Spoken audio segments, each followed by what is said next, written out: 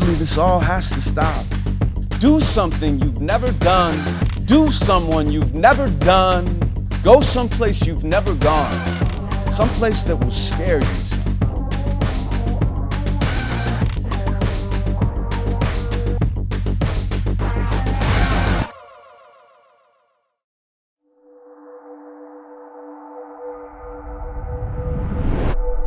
I'm always asking questions about myself, about my reality, about my purpose. There's never a point where I won't have questions about things. That's part of what makes this life experience so beautiful. But the questions sometimes are more important than the answers. So I keep asking. I looked into the mirror and I confronted what I saw, accepting the reflection by embracing everything, and directing the connection into breaking down the walls by reflecting the perfection of the God inside us all. If pain is dragging, waiting for a dreamer to come wake us up, use it. Community is as important as an institution. We are here to change the world.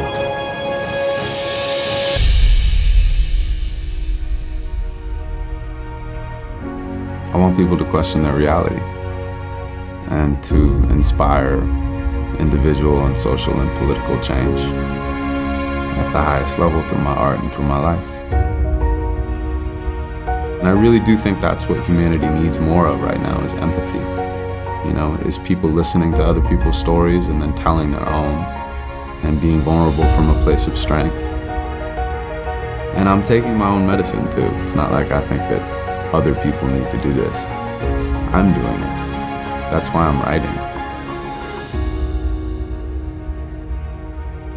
I want to disappear when I'm on stage. I actually think that my personality gets in the way. I literally would love to be able to get on stage and just be. And that would be the best poem I've ever written.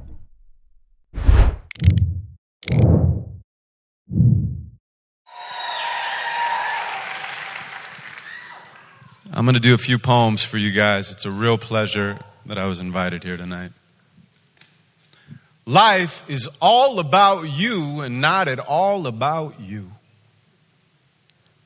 Now that's two opposing thoughts, and yet both of them are true. How can we experience everything we choose to do while observing the experience we're having from a higher view? Awareness, but of who? I am the journey that I'm getting to. Gratitude is my destination. My destiny is perfectly aligned with this location. I am the map, so my rhymes are like road signs. I have everything I want because my imagination's mine. But mine is not enough for me because I am not my mind. I could see it all and never get to see. I'm truly blind. I could be it all, but all identity is intertwined. The moon is only bright because it reflects the sunshine. And I'm not entirely convinced I even write these lines because my DNA is coded by divine design. But if I manifest abundance while humanity is dying, I am equally responsible for all that I'm denying.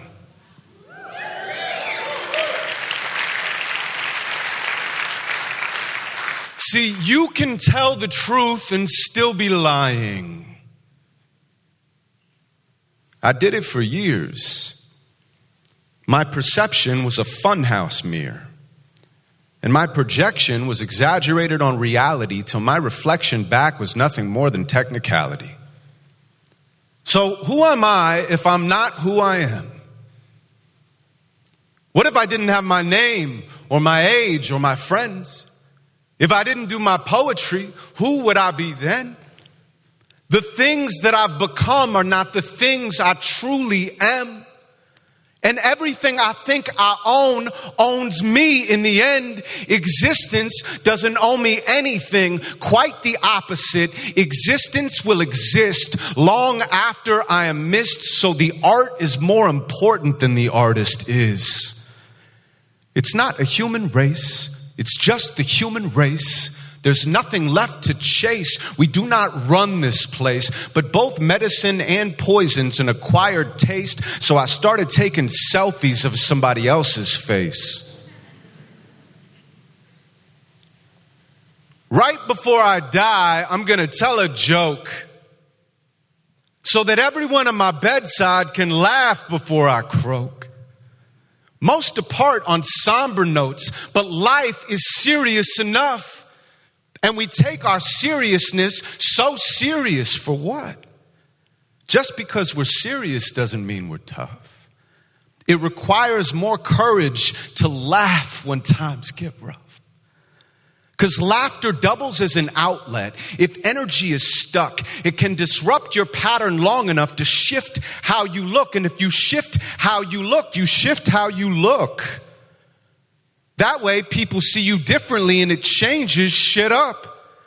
The glass is either half empty or half filled up. I'm just grateful that I have a cup.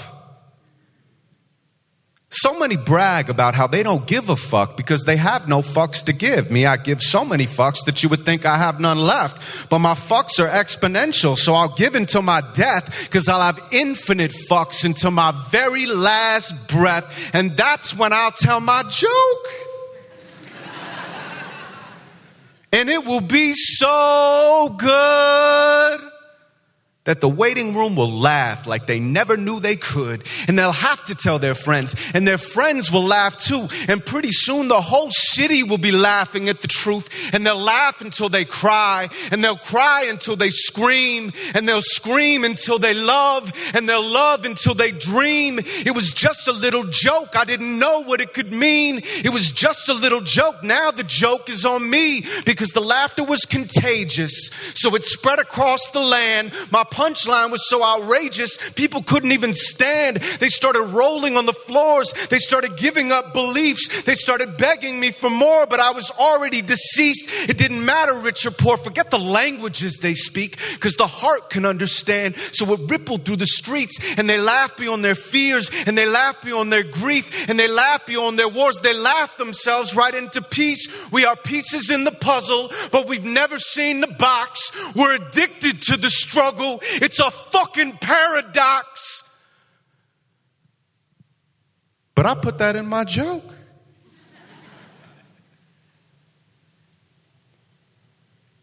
So the irony was obvious. No mirrors and no smoke. The clarity was so hilarious that people fucking choked. Then they laughed. Everybody throw your hands up. People fucking choked. Everybody put your hands up. Now go like this. People fucking choked. Then they laughed about the choking. It was universal dope. That humanity was smoking and humanity was open, overwhelmed by their emotions. They heard the laughter coming from the mountains and the oceans. They heard the laughter coming from the skies and trees. Even the universe was laughing as it fell to its knees. And right then, the laughter stopped. It was almost all at once. At first, it was a shock. The transition was abrupt, but eventually they settled in, united in their work. They had a lot to do together as they built a better earth. I never saw it happen, but I was sure it did. I held my wife and kids' hands as I closed my eyelids, and I dreamt about this world and the things we could create. If I could find the right joke before my soul evacuates. So I opened up my mouth, but I had nothing left to say. So my joke was in the silence as I slowly slipped away.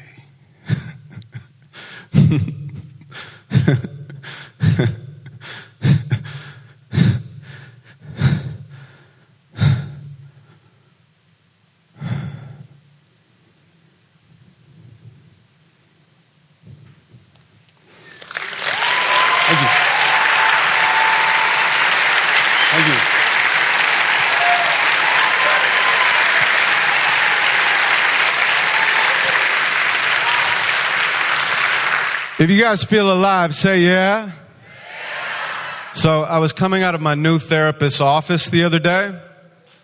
This is totally true. And sitting in the waiting room was my old therapist.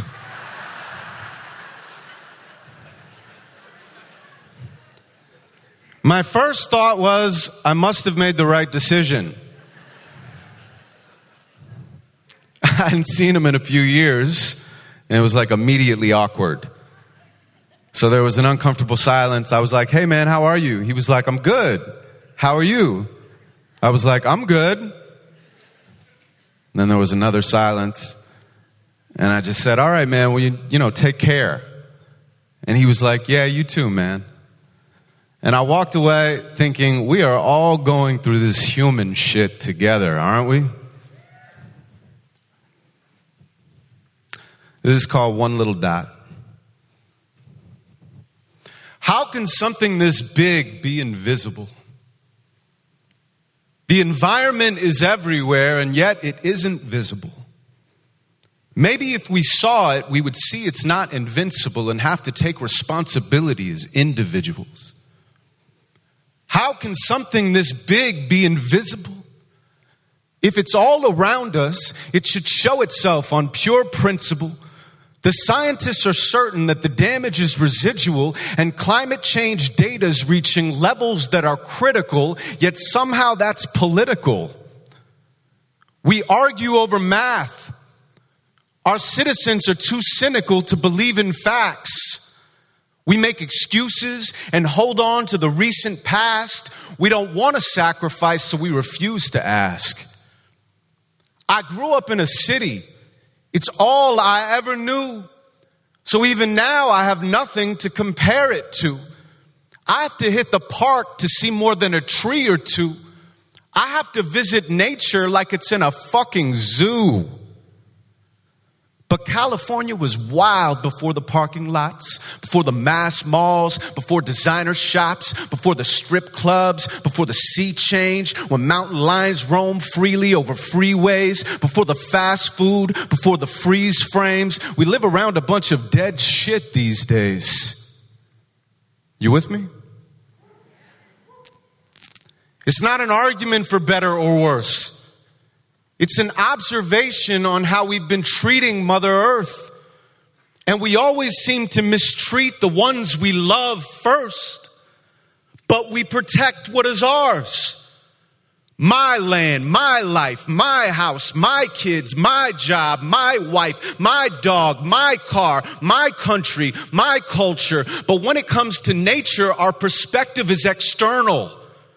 The planet, the forest, the ocean, the skies, the mountains, the valleys, always the. Never mind if it's not me. Never mind, I'm too busy all the time. And without the ownership, we ignore the warning signs. Just look at all the species on the planet that are dying. The coral reefs, the honeybees, mysteriously dying. 1/4 of all the mammals that exist are dying. 1/3 of all amphibians are at the risk of dying. We're on a path to mass extinction. It's almost like we're trying because we're relying on an atmosphere that we've been frying. I could use more statistics, but you probably think I'm lying because over half the politicians we elect deny them. Well, since when did their opinions outweigh the science? I thought experiments are fundamentally unbiased. Capitalism uses nature as its example and excuse for competition. The only problem is we've removed it from the ecosystem. Profit and balance in the market are attainable. But growth without a conscience is completely unsustainable. A lion doesn't kill all the gazelles. Why do we have to have it all to ourselves? Pretty soon there'll be nothing left but concrete and cars. And when you see an animal, it'll be like seeing a movie star. The planet, the forest, the ocean, the skies, the mountains, the valleys, always the. Never mind. If it's not me, never mind. I'm too busy all the time. And without the ownership, we ignore the warning signs. Our planet, our forest, our ocean, our skies, our mountains, our valleys, always we, always mine, my planet, my forest, my ocean, my skies, my mountains, my valleys, always we, always mine, always ours, always yours.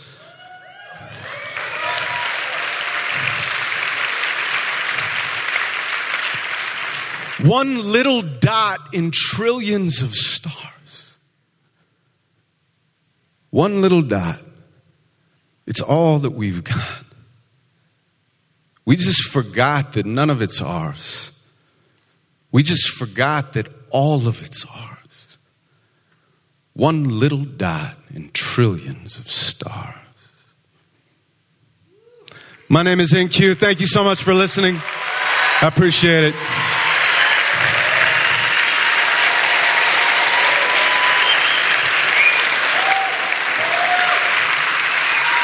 And now, it is my absolute pleasure to introduce the man of the hour to the stage.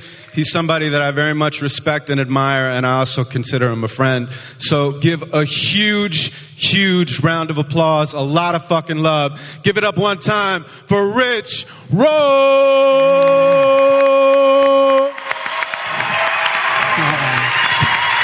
Thank you.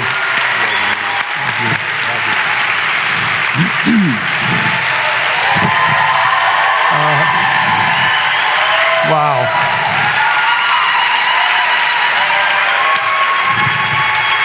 Thank you. Imagine walking out onto a stage after that guy being expected to talk. Let's give it up for Incuse one more time. What a beautiful gift of humanity that man is. And for the boys, Tyler, Trapper, Harry, and Dylan. I might have shed a tear backstage of pride watching them play tonight. It's a gift and it's an honor to be up here with all of you this evening. This event has been long in the making, and I've visualized it many times, and it just warms my heart to see so many people turn up tonight so that we can collectively experience ideas and a level of consciousness that together we've collectively experienced, but only in the digital space. Tonight is about analog, it's about community, it's about communication, it's about connectivity and intimacy, and I just appreciate everybody being here tonight. So, before we get into it, I had a whole speech that I was going to give, and I decided to toss that out because I received an email yesterday, and for those of you that listen to the show, you know, I like to read emails from time to time, and I thought that it would be good to read this one because the person who sent it to me happens to be here this evening. So bear with me. This is from Ron. Ron writes, "Hi, Rich. I'm headed to LA tomorrow to join you for the live podcast event and very excited for the experience. We met at the Conscious Capitalism CEO Summit coming on 2 years ago. We had lunch with a small group, and I shared with you afterwards that my 16-year-old son was in treatment for drug and alcohol addiction. You said the greatest thing to me, and that was, wow, what I would have been able to have done with my life if I learned the recovery skills at 16 versus 40. You wrote 40, it was actually 31. And that comment gave me hope. I also started listening to your podcast on a regular basis, and it has been part of my journey to be a better father, husband, and leader. I get to share that through my involvement as the founder and board chair of Conscious Capitalism Kansas City, so thank you. Jumping back to this week, my son that I mentioned will be in the audience with me. He is now 18. He's been accepted to LMU in Los Angeles for fall of 2020. He is at LMU this week taking part in the dedication of their new Lions for Recovery Center in the Student Union, and speaking on a panel sharing his story. Right?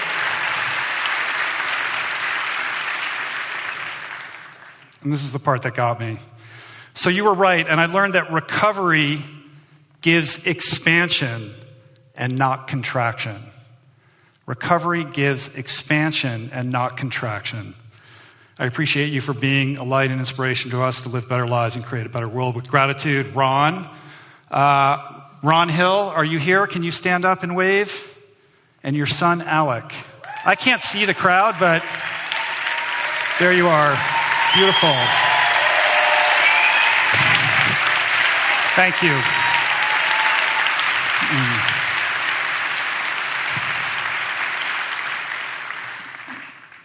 This is why I do what I do. This is my sustenance. Beyond the simple sort of personal gratification of hosting the podcast and being able to have the privilege of being in conversation with so many amazing people, it's messages like that that really are my energy. This is an act of service. And so thank you for that message. That really kept me going, and it's an honor to be able to share that with everyone tonight. As I said, tonight is about community. It's about connectivity. And in mulling over that theme, it has me thinking about the humble origins of this show. It's very surreal for me to be up on a stage talking to you tonight. And I can't do this without thinking back to the very beginning of this show. It was about 7 years ago. It started in a warehouse with perhaps the worst acoustics ever on the north shore of a Hawaiian island called Kauai. And I believe at the time I was feeling a little bit lonely. I was having a little bit of island fever. I'd written a book that had come out some months prior and was feeling a little bit of a void. And I had this creative impulse to try to plug back into humanity by plugging a microphone into a recorder and just starting to talk. And I did that for no other reason than curiosity and a desire to connect with other people. And I loved it. And it was something that I never thought would ever transcend just being a simple hobby. But here we are 7 years later, about 500 episodes in, maybe 1,000 hours of conversations that have brought us here together tonight. It's unbelievable. And in reflecting over the course of this 7 years and all the conversations that I've been blessed to have, it's taught me so much about life, about how to make decisions, about how to be a sober human, a dad, a husband, a responsible member of society, about how to live a fulfilling, purposeful life. But I would say I've probably forgotten way more than I've learned. But a couple themes have emerged that are very clear. And those themes are community, connectivity. If we want to grow, if we want to expand, recovery begets expansion, not contraction. When we think about that word recovery, let's broaden the aperture. Let's expand the definition of that word recovery. It doesn't have to be limited to overcoming substance abuse. Let's just call it growth. Growth begets expansion. Growth begets expansion. And that journey of personal growth requires a level of personal responsibility, but true healing, true growth over the long term is a group effort. It happens with community. It happens collectively. It is a team sport. And as gratifying as the podcast has been, in truth, it's an abstraction because it lives in the ether, in the cloud. I have people come over to my house. Some weeks or months later, it gets uploaded to the internet. People enjoy it through their earbuds. I'm so grateful that it's made an impact on people, but it's still an abstraction, and it's an abstraction for me. And this call to community, to cultivate greater connection and intimacy, is what spawned the idea of having this event, to have an analog experience, to gather all of these like-minded people who are blazing this path that I'm on. Let's get in a room together and let's connect. So before we get into the show, let's take a moment. I want everybody here to turn to their neighbor, not their friend that they came with, but whoever's sitting behind you or in front of you, somebody that you don't know, I want you to introduce yourself, and I want you to tell that person what lights you up, what gets you excited about life. Yes, this is what it's about.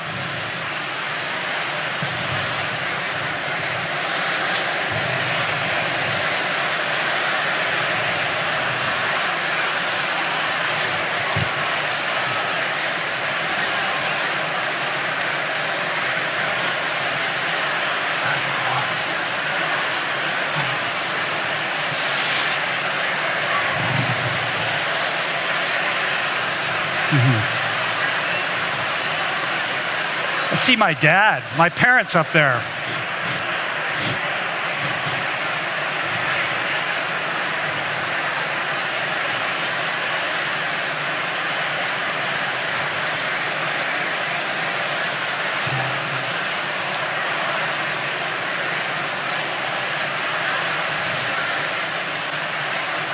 How many of you went on the group run this morning that Billy Yang put together? Incredible. That's what I'm talking about.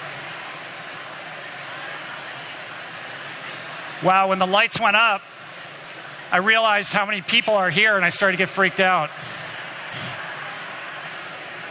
All right, we got to keep this moving. So, we have a great show for you tonight.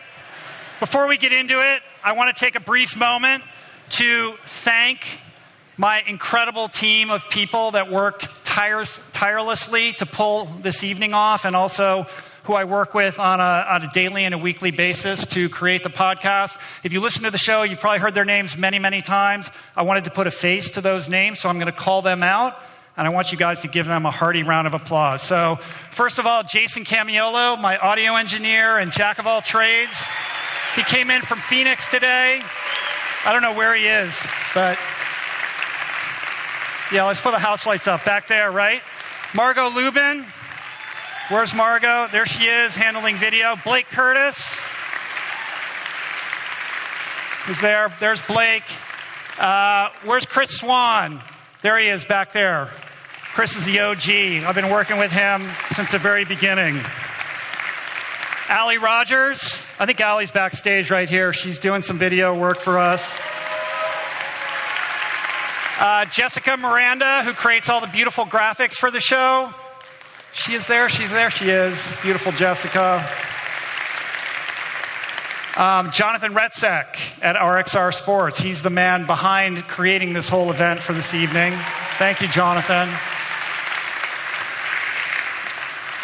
DK David Kahn, hashtag DK Goals. How's it going, brother? He keeps the wheels greased. My business partner, Greg Anzalone. Special place in my heart for Greg. He is the engine behind everything that I'm able to create.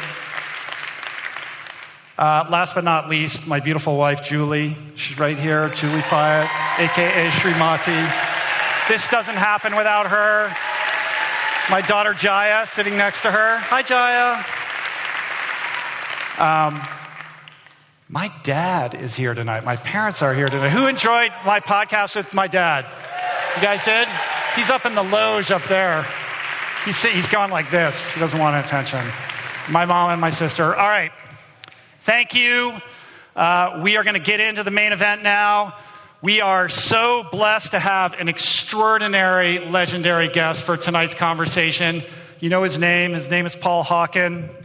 He is a pioneering environmentalist, an entrepreneur, an architect of corporate reform with respect to ecological practices, a multiple New York Times bestselling author, an activist who has dedicated his life to environmental sustainability and changing the relationship between business and the environment.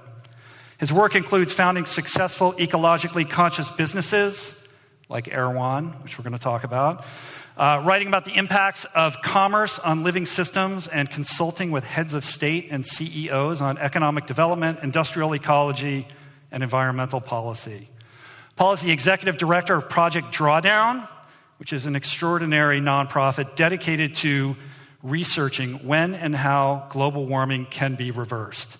In addition to countless op-eds and peer-reviewed articles, Paul has written 8 books, 4 bestsellers, including Drawdown, the most comprehensive plan ever proposed to reverse global warming. He's an amazing human. His bio goes on for like 20 paragraphs, so I think I'm going to leave it at that. He has lectured everywhere, including Harvard, Stanford, and Wharton. He's given commencement addresses at Yale and Berkeley. He's appeared on Bill Maher, Charlie Rose, Larry King, basically everywhere. It is a gift to have him here tonight.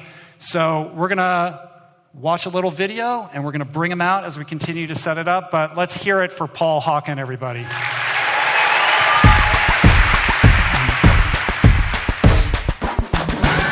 Global warming isn't happening to us, it's happening for us. It's a gift. Every system without feedback dies. This is feedback. It's a gift. It's an offering to reimagine who we are, how we relate, what matters, and what we can create with our minds, with our hearts, our brilliance.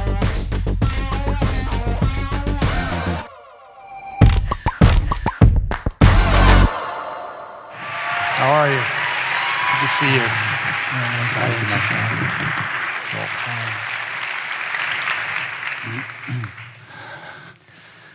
How you doing, Paul? I'm doing great. I'm so happy to be with the Rich Roll. I've been having Rich Roll in my earbuds for 2 years, and I'm a connoisseur. I can review it. I just love, and I'm so grateful for your.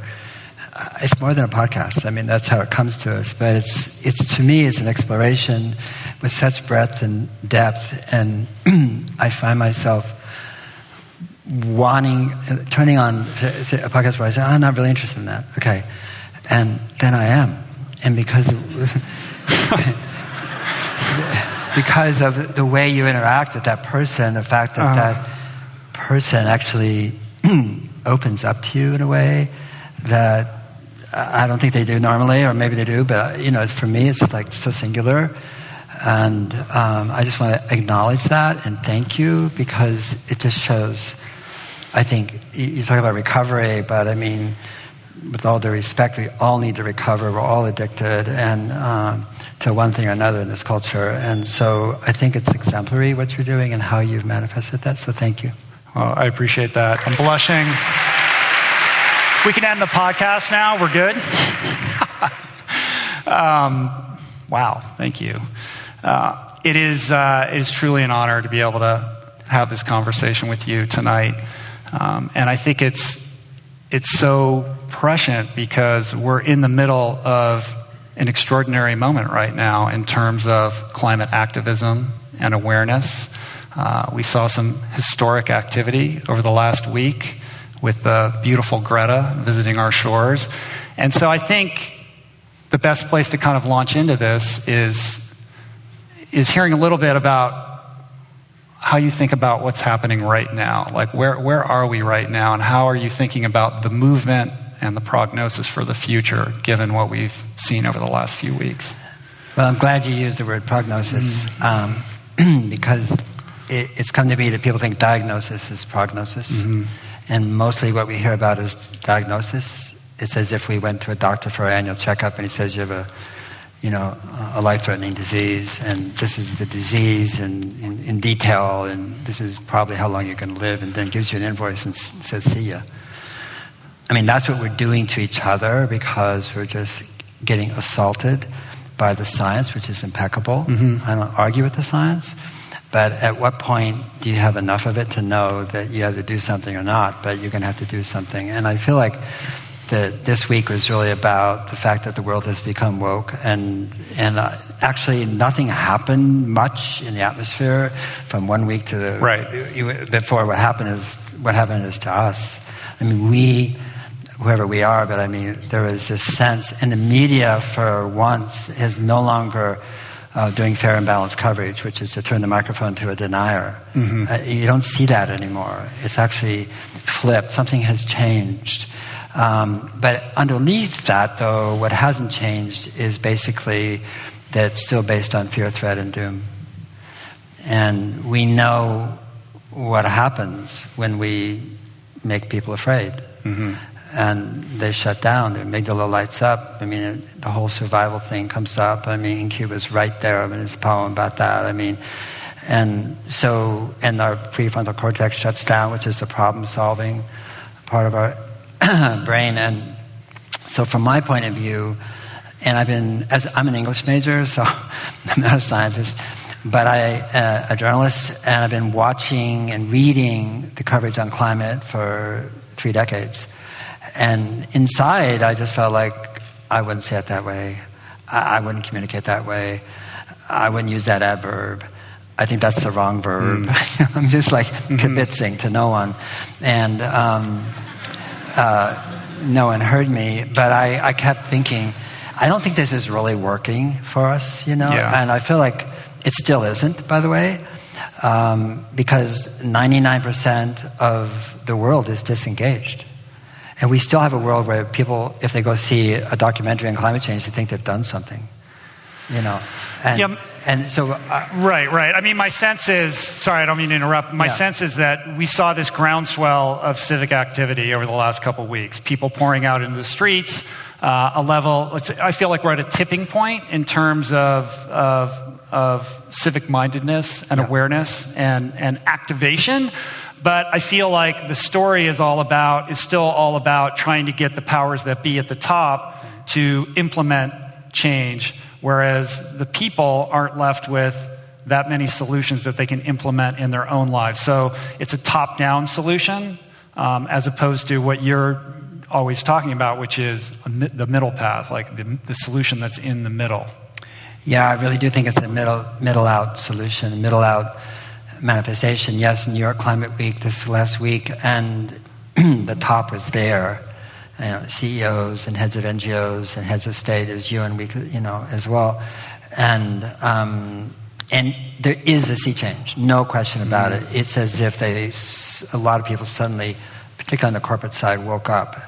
And you had 2 weeks before that, you had, you know, Jamie Dimon from JP Morgan saying, with the business council, you know, saying basically, there's things more important than just shareholder value, which, you know, but they said it, 200 of the biggest corporations in the world. And a lot of that was happening in New York, where you had these multi-trillion-dollar commitments from different configurations of the business and governmental world. However, having said that, I hope it all happens. I hope it happens faster. But I still think we've been looking for love in all the wrong places. I mean, the Conference of the Parties, which is in Chile, Santiago this year, it's the 25th one. When we started Drawdown, Project Drawdown in 2013, when 2015, excuse me, we started in 2013. In 2015, there was the Paris Agreement. Before the Paris Agreement, I had lots of friends there, staff there, and I said, ask anyone if they know the top 10 solutions in any order to reversing global warming. And the fact is, after 30, 40 plus years of being in the public sphere, no one knew. I mean, this is phenomenal that we didn't know. To what do you account for that lack of awareness, like that like inability to focus on solutions? We're very good on what's actually happening and the science of what's causing all of this. Why the glaring omission when it comes to solution-based activity up until Drawdown? I think it's for several reasons. One is that we started with impact, like we're making impact. We have cars, we're burning coal. And so I think it was very much dominated by men, the whole climate conversation, the science, you know, the solutions. And, well, we have to stop making so much impact. Well, yeah. I mean, that's reduction, lessening. In other words, let's slow down. Let's, you know. And so that was one of the conversations. But basically, society, led by men, was looking at impact and the reduction of impact. Well, that impact is about greenhouse gases going up there. And so, obviously, we have to stop putting them up in the atmosphere. But there was nothing about bringing them back home. And the conversation, and from very well-known people, I don't need to name them, was about solar, wind, and recently Elon Musk. And somehow, if we did those three, we got a hall pass to the 22nd century. And that's just scientific nonsense. Those are crucial solutions, the first two. But we haven't really seen it in a holistic, systemic way. It's a system that causes it. It's a system that cures it. And we tend to look at it if you break something into pieces and try to fix the pieces, you haven't fixed anything. David Quammen had a great thing about, if you take a Persian rug and cut it into 1-inch squares, it's just unraveling wool. It's not a Persian carpet. And that's what we've kind of done. And so what it's done, I think, to individuals is either what it's Solar Wind, to think, well, I hope they do it. I mean, because I can't do that. I can't do a solar farm or a wind turbine in the ocean. And so in a way it's been disempowering, because then the solutions for individuals will recycle, ride a bike, and use cold water in your laundry. And even the Union of Concerned Scientists had a list, and one of the things on the list of what you could do was to put a power strip in your home entertainment center. I'm coming. And unless you have an IQ lower than room temperature, when you read that list of what you can do, the list is hilarious. You know we're screwed. Yeah. I mean, it's inadequate to the task at hand, and so in a way it's been sort of patronizing to individuals, and so don't worry, the experts are going to take care of it. And, well, wait a minute, And so I feel like and the media still really propagates this. All the Democratic candidates, what do they talk about? Energy, energy, energy. And they threw a little corn cob to the Midwest for farming. But, I mean, it really wasn't about the whole solution. And the whole solution is so much more interesting. I think the science about climate change is much worse than we know. And the solutions... let me finish this. The solutions are much better than we know. Both are true. When you say the science is much worse, elaborate on that. The science is great, but I mean, that is what's going to happen, the rate at which it's going to happen. Okay, I see what you're saying. Yeah, I think it's still being tamped on. Well, I think it would be worthwhile to kind of walk us up to the process of Drawdown, like what led you to this, and how you put this team together to try to actually do the math and figure out what the most effective solutions would be. Well, it started in 2001 when the third assessment came out from the Intergovernmental Panel on Climate Change. And like every assessment, they're more dire and pessimistic than the prior. And the reason for that is that they're based on consensus science, which, of course, there's no such thing as consensus science. Science is evidentiary. And you don't agree, like you don't have a functional medicine doctor talking to, allopathic doctor and say, well, let's come to an agreement about how to treat cancer. It's not going to work, right? And that's essentially what the IPCC was. You had, the Saudis and the Russians, and earlier the Chinese and the Venezuelans that were going, everything's cool, tamp it down. And that's why each one has been more pessimistic, because the data supports that. There's 3 billion data points in the next assessment that's coming out. And so the data is extraordinary. But I think that in 2001, I read the third assessment summary, and then at that time, simultaneously, or a few months later, out of Princeton came the Carbon Mitigation Project, which was these 7 wedges that were comprised of 15 solutions, and if we engendered and enacted those solutions, each wedge was 1 billion gigatons of carbon, not CO2, carbon, and that we could stabilize emissions by 2050. And everybody who read it in the media was like, yeah, we're on it. And me too. It's like, whoa, wow, good old Princeton University. And then I read the solutions.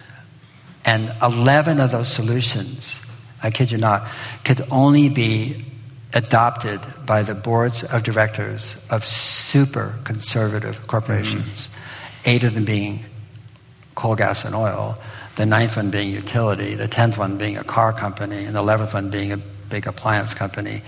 And each one of those solutions was deeply underwater financially, which means what they were saying is that the boards of directors would have to basically spend down their balance sheet and get sued for shareholder responsibility. Never going to happen. Never going to happen. Yeah.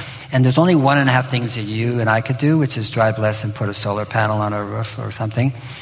And agency was left out, and there was no agency to it. What about teachers? What about schools? What about small companies? What about farmers? What about foresters? What about graziers? What about ranchers?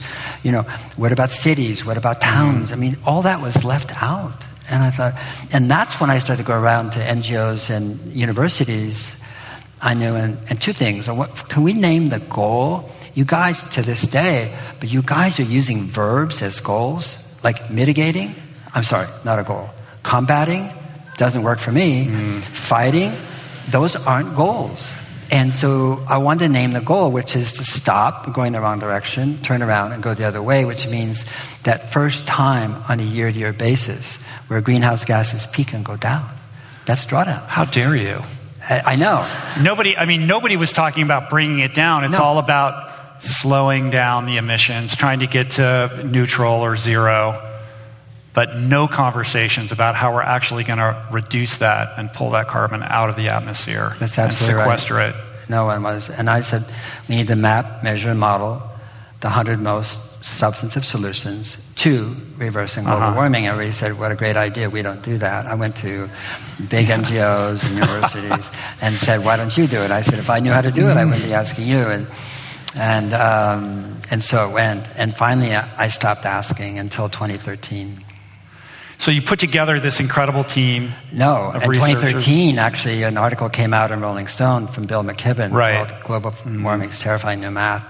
And what he had done is taken the work by Mark Campanale in London, who has Carbon Tracker. And Mark he was a financial analyst. And so he analyzed the balance sheet of every coal, gas, and oil company in the world whose balance sheet he could get a hands on. Some of them you can't, like in Russia and so forth.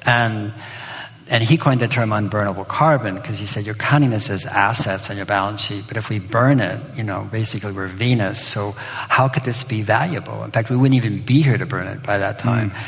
And so what Bill McKibben did in Rolling Stone was burn it. So that was why it was Global Warming's Terrifying New Math. And I had so many friends come to me using the same language, which is, it's game over. We tried, we did our best, we worked hard, but it's game over. And the thought occurred to me, and it kind of relates to recovery and addiction in the sense that sometimes when it's game over, it's actually surrender. It's like, I don't know what to do, or, and I thought this is actually a teachable moment when people give up. And that's why I started Drawdown. And I just knew that if it was staged on the stage, if it was like a white charismatic male vertebrate telling the rest of the world, listen up, I know what to do. I mean, that's just so over, so dead, so nothing. Yeah. I mean, the problem we're in is because white semi-charismatic male vertebrates have told us what to do. And that clearly didn't work. And so I felt it had to be a we talking to we. Let's have a conversation together, community, collaboration, connection, And so we got research fellows from all over the world, 21 countries, almost half women, half PhDs, all the major religions, and it's just an amazing group of young people, astonishing. 128 advisors, everybody from religious leaders and political leaders and governors to even Tom Brady from the Patriots. I mean, it was really eclectic. And then 60 outside scientific reviewers to review our models. So what we wanted to do is present something that was pretty much bulletproof, in terms of gotchas, because the scientific community is such a gotcha community. And it's held up, actually. There hasn't been one criticism of the data since it came out in April 2017, but it's conservative. It's actually conservative. Yeah, you make these conservative estimates. You're working with the median numbers, not the extremes on either side. But talk a little bit about the expectations that you had going into it. As a scientist, you're trying to be neutral, but I'm sure you had imagined what these top solutions were going to look like. So contrast that expectation versus what you actually discovered. Well, remember I said in Paris, I was, at that point, I could tell, I don't know. Not that I knew, that I don't know. Oh my gosh. Like, how could I not know? How could we not know? I mean, after all this time, they're meeting in Paris. They're signing the agreement. And we didn't know until 2 months before pub date what the solution, the ranking. And the reason that is models are never finished. They're about the future and therefore inherently wrong. Yeah. But you're going into it thinking it's going to be transportation, it's going to be wind, solar, all these things, all the typical energy, things. Energy. Right. And they're vector models, so they all interact, so you can't pull one out and say, okay, that's the biggest one. And we designed the book. We had it all on a hard drive. It was all ready to go. Just stick it into a printing press so we could wait till the last moment to put in the numbers, impact. And we were shocked. I was shocked. And the number one solution is refrigerant management, and I was so disappointed. It's not sexy. No, that's the point. Air conditioning, basically. Well, who's going to write the press release? You know, like who would believe it? Explain this. Why are we not talking about the number one thing? Because it's not sexy, and because there's not much we can do about it, and because we don't understand it. I mean, refrigerant gases are 1 to 10,000 times more powerful than CO2, and they're just all over the world. You know, they leak, and then when they're recycled, they're not. Actually, the gases escape, and so that's number one. Number two is wind turbine, which is expected, but I didn't see number three coming, which is reduced food waste. Food waste being food waste is huge. So let's spend a little time talking about that, because the impact of that is so massive. And it seems like the solution to that is extremely doable. Well, what's wonderful about that solution is that everybody sitting here with us tonight eats 2 or 3 times a day, or maybe more, but anyway, at least 2 or 3 times. So it makes you conscious 3 times a day about your relationship to land, food, farming, atmosphere, self, health, other. I mean, it's quite extraordinary.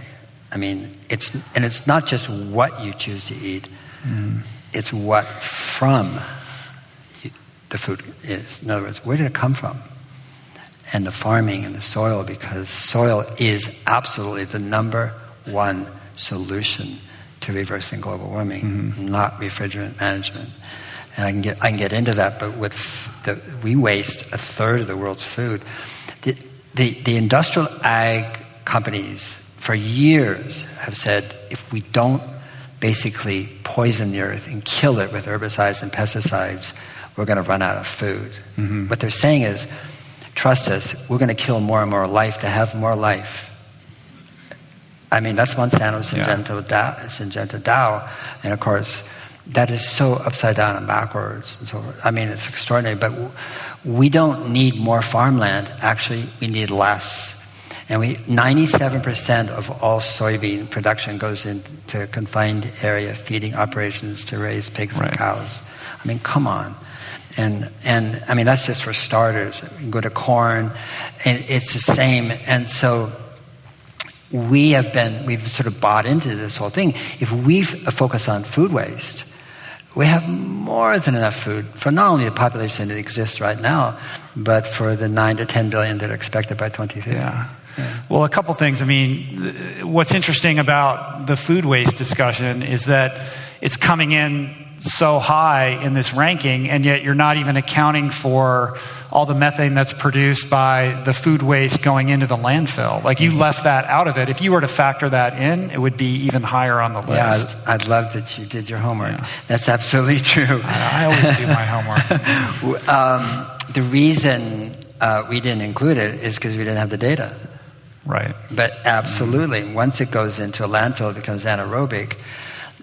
Methane is 28 times more powerful than CO2 as a greenhouse gas. And if we added that in, that would vault to the number one solution by far. And that's just the tip of the veritable hay bale, you know, in terms of impact. Food is really 8 of the top 20 solutions. 8 of the top 20 solutions are food related. Yeah. So if you take all of those 8 and add them up, it becomes the number one thing. By far. And to what extent does that trump transportation and energy? Yep. I mean, it's a multiple of that, right? In terms of reversing global warming, not in terms of emissions necessarily, but in terms of the means to actually bring carbon back home. And because it's the only solution that actually is able to take the carbon down and put it somewhere, right? Yeah. Remove it from the atmosphere. So it's working on both sides of the equation. It's been doing it for 3.5 billion years. Photosynthesis, chlorophyll, you know, microalgae, phytoplankton. I mean, that's what it does, you know, right to this day. And going back to what I said about impact, remember, I felt like remember, some of you may remember, but there's this movie, Close Encounters of the Third Kind, and they're in Devil's Postpile, and this little flying saucer came down and beep, beep, beep, beep, beep. Richard Dreyfuss's greatest role. And they're all looking at it and going, we made contact of, the second kind, not the third kind. And then behind them, the mothership is coming up, behind them, and they turn around. I just found out the other day, somebody who was at the shooting, they're looking at a little piece of tape on the wall. When they did, they turn around and go, there's a little piece of tape. It was CGI, of course. But, here's this mothership coming up. And so the mothership here is the mothership. The biggest solution to reversing global warming isn't in the city, isn't, our cars, isn't all that. We have to crucially stop putting it up there. It's soil, forests, and oceans. Mm-hmm. It's extraordinary. We can sequester 1 trillion tons of CO2 by regenerative farming practices. We have to if we increase by 0.5% of soil organic carbon in our grasslands and forests, not forests, our farms, that's 1 trillion tons of CO2. That takes us back to 1870, just to give you a sense of dimension. Yeah. And the Swiss EHT, the Federal Institute of Switzerland, came out with a report 2 months ago from the Crowther Lab that said, and they studied using Google Map, like these, 2 hectare or 5 acre plots all over the world, and identified in 5 countries where we could put 800 million acres of new forest that would sequester 750 billion tons of CO2. And finally, there's the oceans. And nothing sequesters carbon faster than kelp. It's nothing. And there's another 1 trillion tons. That's 2.75 trillion tons. That would make us, again, Mars. So we're not going to do that because there's 3.3 trillion tons up there. But I don't want to geek out on the numbers so much as to give us a sense of what the breadth and depth of what we can do. And it lies within life, creating the conditions for life. Right. So in the book, you have these 100 solutions, 80 of them are vetted with science, and then you have this section on coming attractions. And I think there was 2 super fascinating ones in there for me, and one you just touched on, which is the marine phytoplankton, like sort of, creating permaculture in our oceans. Yes. But there's this crazy story that you tell about discovering that cows that ate kelp had methane, like this incredible reduction in their methane emissions, right? And so this idea is baked to feed them this algae that comes from Hawaii or something like that, and they feed the cows this, and then it resolves the methane problem. Like, explain this to me. Sure. It started in Prince Edward Island in Canada, where a farmer, every farm virtually is on the coast. It's such a small island, not quite, but... And he noticed that the dairy cows that were eating kelp, some were, some weren't, produced more milk. So why? And he called his county agent who said, not sure, let me get a scientist in there. And so they brought in a scientist, and he said it must be because of reduced methane metabolism. Because methane actually is a pirate. It got aboard ruminants a long time ago. It's not innate to being a ruminant. It is now. And it's very inefficient metabolically. That is to say, it doesn't do anything much for the cow or the sheep or the goat.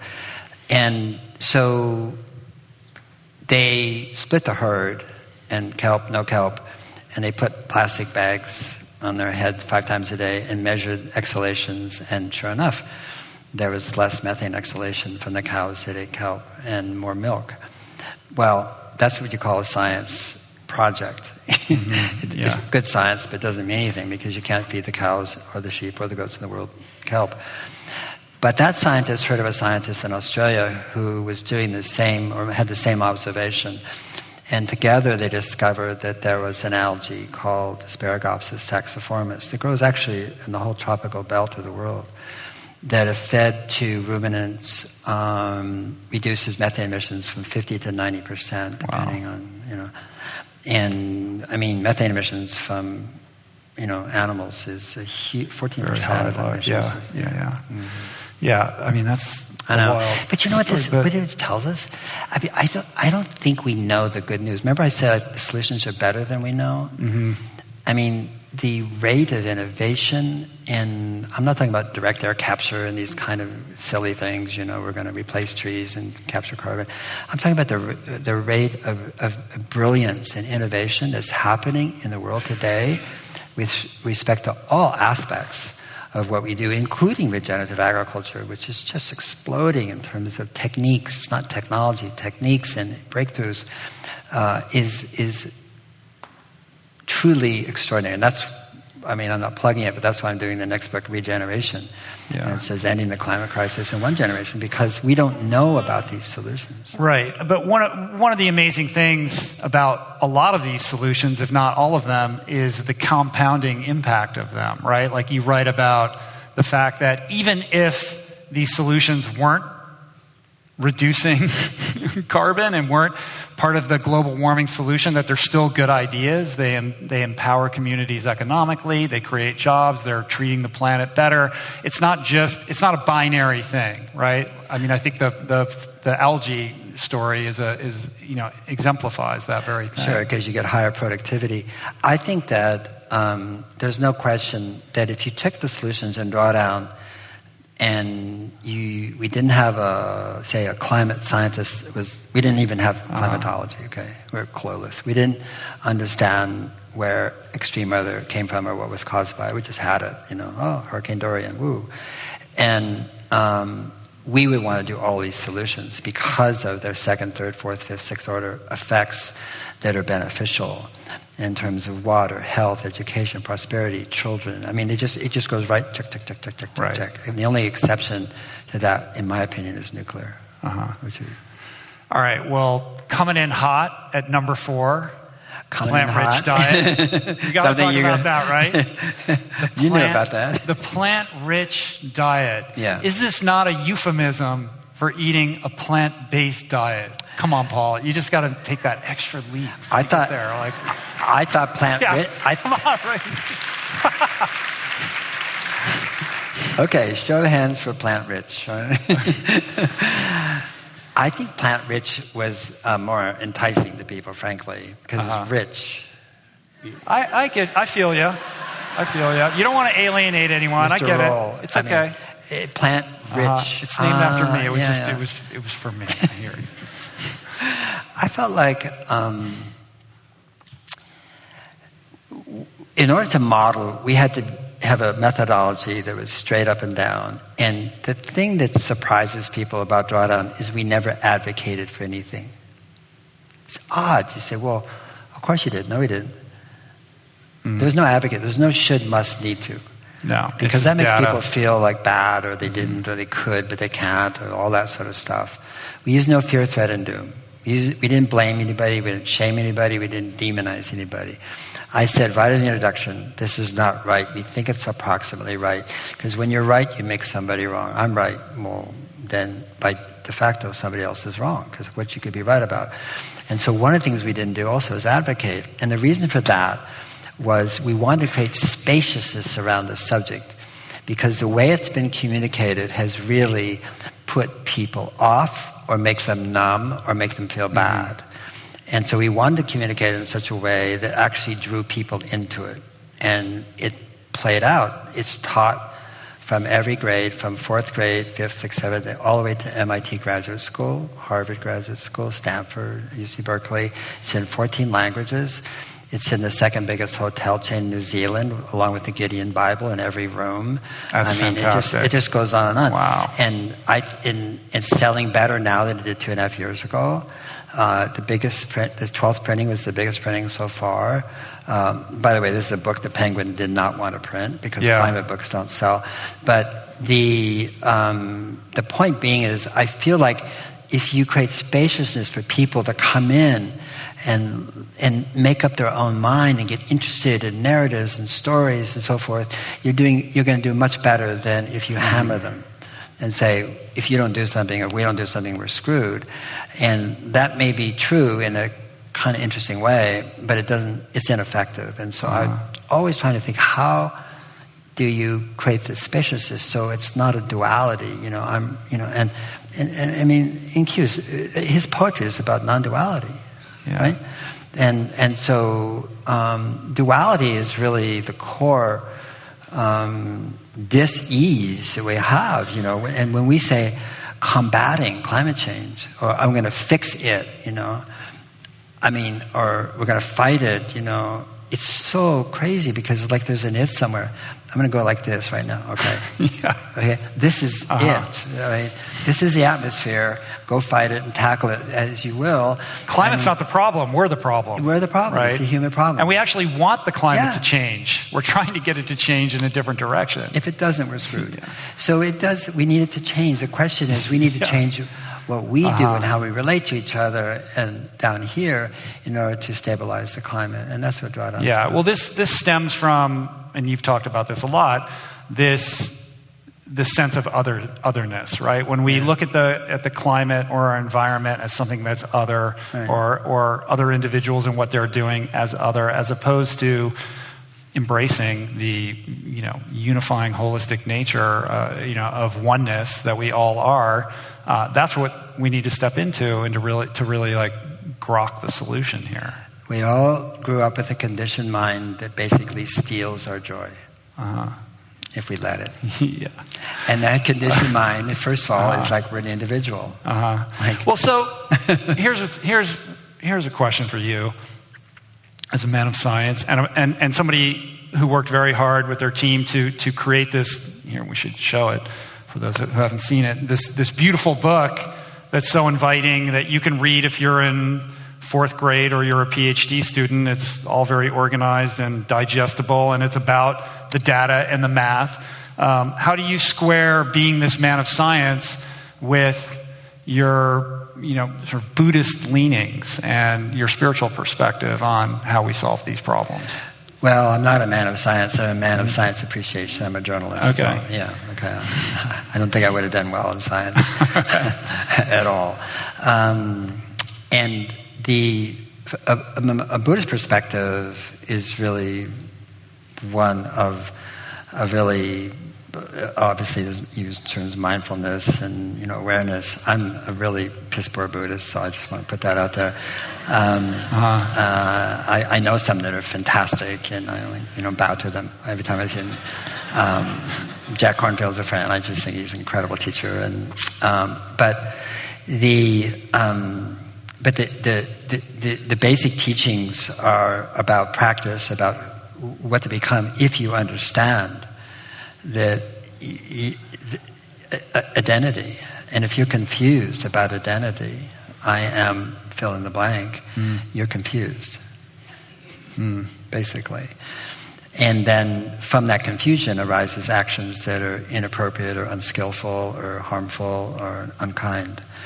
And the generosity arises from that transcendence, kindness arises from that, compassion arises from that. And I feel like this situation we're in, the most gnarly, super wicked problem humanity has ever described and may ever face, if we're still here, is actually a blessing and not a curse. You can look at it like it's happening to me and say I'm a victim and be pissed off. And then you live your life in that mind. That's the mind you're living in. That's the world you're living in. And that's kind of a hell realm. And if we look at it from the point of view, it's feedback and from the atmosphere, but actually from the whole of the earth, because you can't really separate the atmosphere from plants and forests and water. If you look at it from that way, then it's a gift, it's feedback, and you take 100% responsibility. You don't ask other people to do it. You take 100% responsibility for your actions, who you are, and then you begin to imagine, innovate. You do what Incuse is doing. You do spoken word or whatever. You do things that make sense to you, that help you connect more to this beautiful, extraordinary miracle we call the living world. And that's the gift of climate change. The gift is transformation of self and of the world. And the solutions are transformative. And those are just some of them. There's a lot more.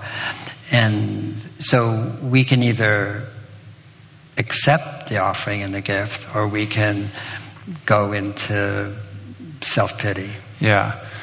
I think, as I try that on, this idea that global warming, global climate change is happening for us as opposed to us. And how does that feel? There is an empowerment, I think, with that.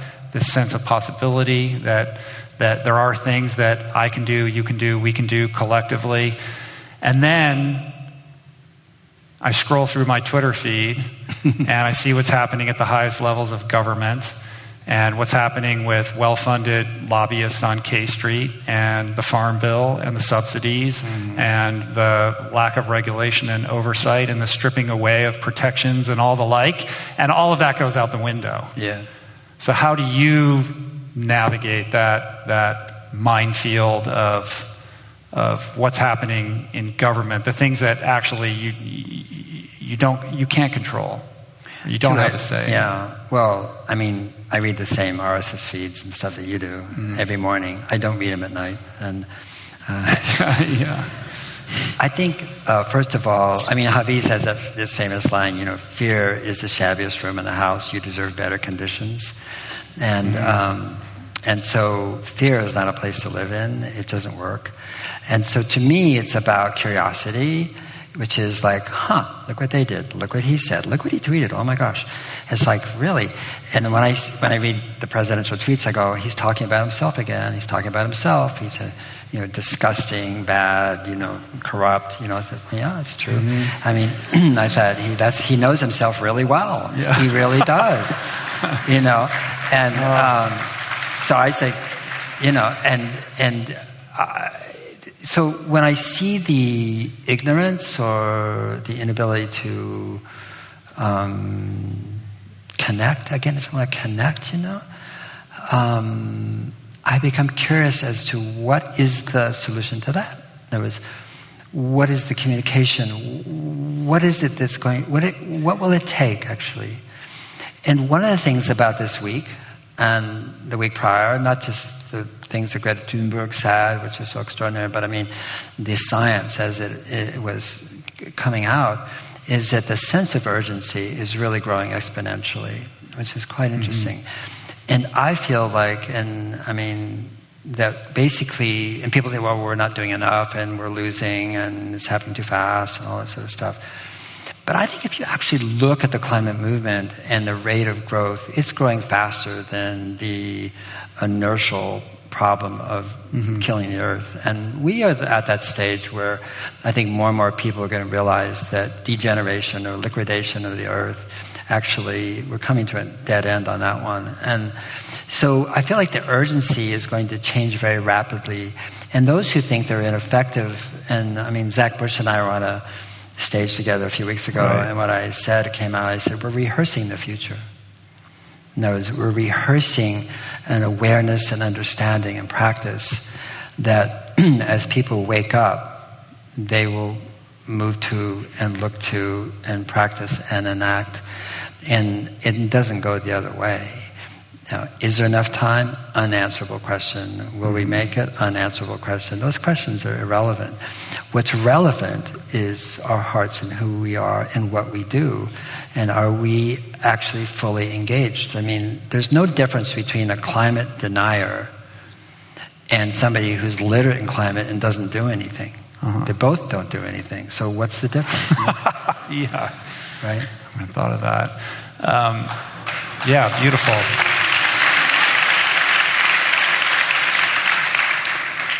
Your beginnings took place in the civil rights movement, in the world of social justice, back in 1965 with you working with Martin Luther King in Selma.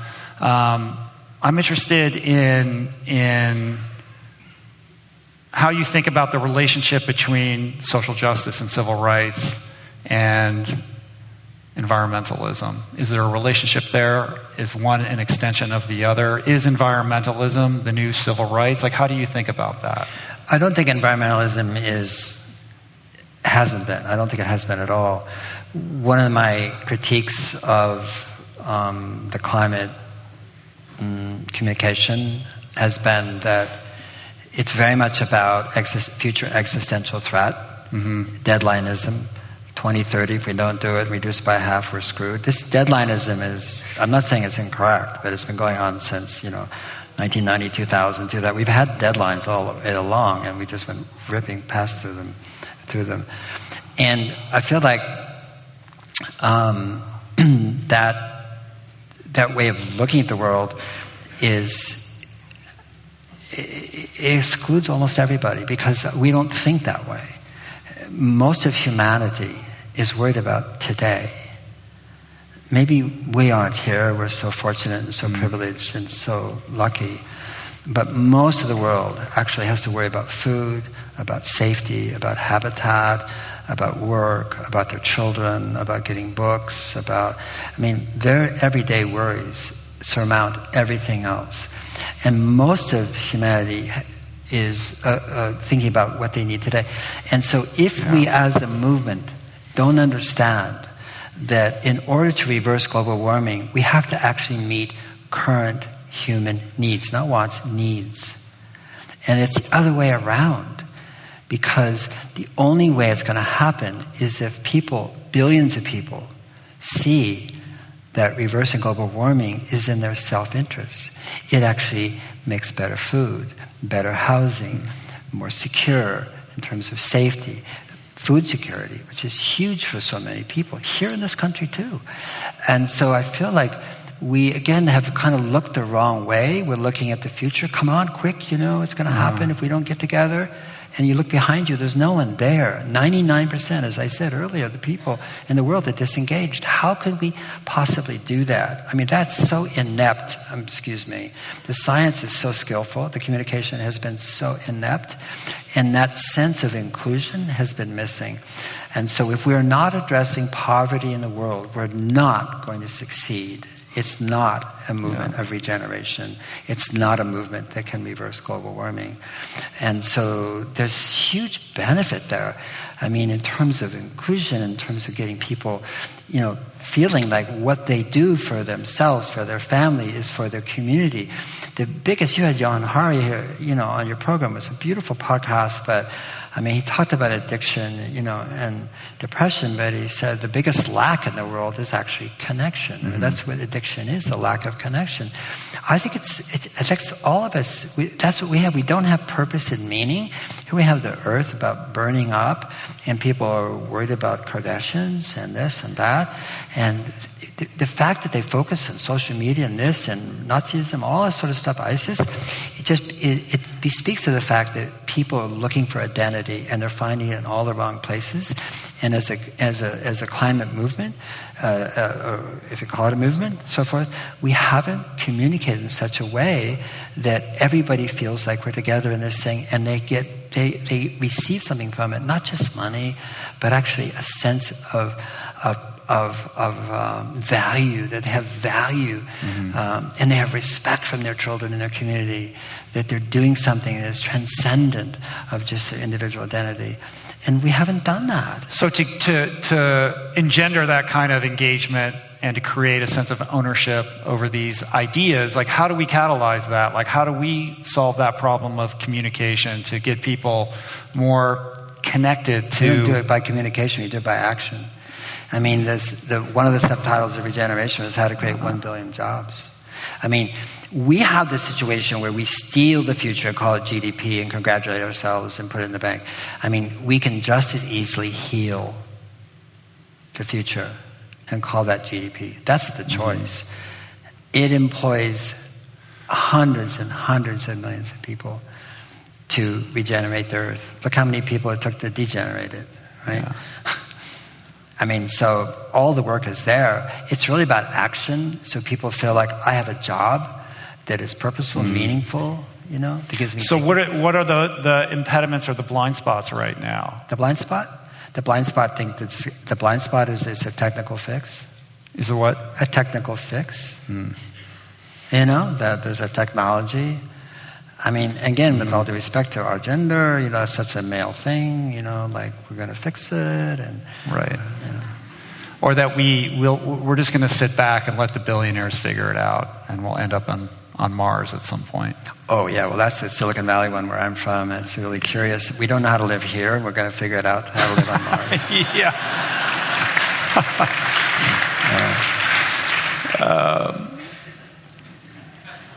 If we're going to terraform Mars, why don't we terraform Earth? Well, the wonderful thing about terraforming Mars is really that was the origin of the Gaia hypothesis, Jim Lovelock. He was hired by NASA about how to create an atmosphere. And really, literally, for Mars. Like, here's your job. Okay. And so to figure that one out, he had to discover, well, what's this one? How does it work?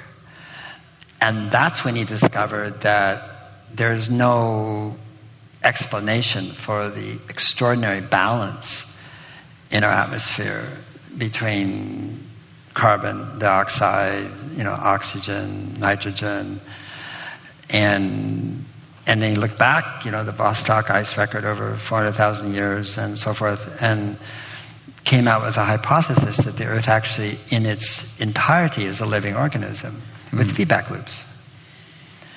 And that those feedback loops, you have this, up and down in terms of ice ages, and then melt skin, and then, big plant life, and this oscillation. But underneath that is actually you have the Earth, in a sense, it's not controlling, but it's hard to say because it's like it's other and there's atmosphere, but the Earth is an organism. And now people say that's not true, scientists don't like that, and so forth. But he definitely identified something that's extraordinary. And that is something I think that has been lost in the climate conversation, is that, when a photon comes down, from the sun, that fusion reactor, it hits this little tiny pool of chlorophyll. And it goes bouncing around like a billiard ball until it hits this little thing in the middle and swallows that photon like that and creates energy and grabs some H from the H2O from the water, spits out oxygen, makes a sugar that goes into protein, fats, carbohydrates, and goes down to the roots and basically feeds the soil, feeds the fungi, feeds the bacteria, which makes better healthy plants, healthy soil, retains water. You have this extraordinary thing happen. And everything we see, everything we touch, everything that's here tonight was made by light. Everything is made by, we eat light. We're sun eaters. All our food, everything, even it's artificial. It's like, it's plastic, whatever. Where did the plastic come from? Coal swamps, okay? Or gas, or oil. And it came from sunlight.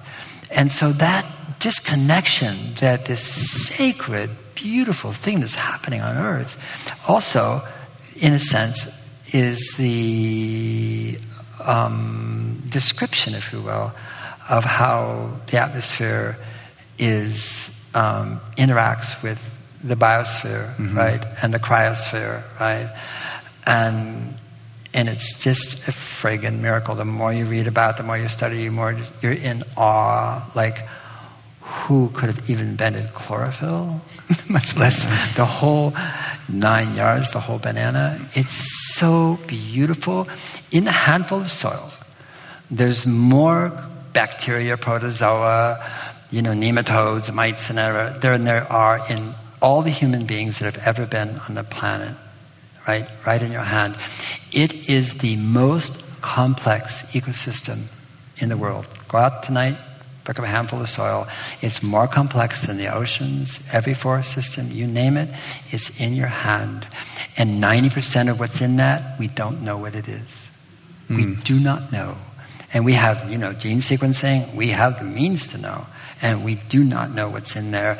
And we don't know how it works. And we don't know the interactions. And yet, we take it for granted. Just not take it for granted. That's what I was saying earlier about, it's not just what you eat, it's where did it come from? And are the people who are producing our food absolutely honoring this and regenerating soil? Because if they do, the food that comes out of it is extraordinary. It's so different than the food that comes out of basically, I call it Monsanto soil, but it's not soil, it's dirt. They took soil and made dirt. They killed the life in it and said, you need us because the soil is dead. And what we're saying is, you bring it back to life and you reverse global warming. Right. Where's Zach Bush? He's out here somewhere? Zach Bush is here somewhere. There he is. There he is. Beautiful Zach Whoa. Bush.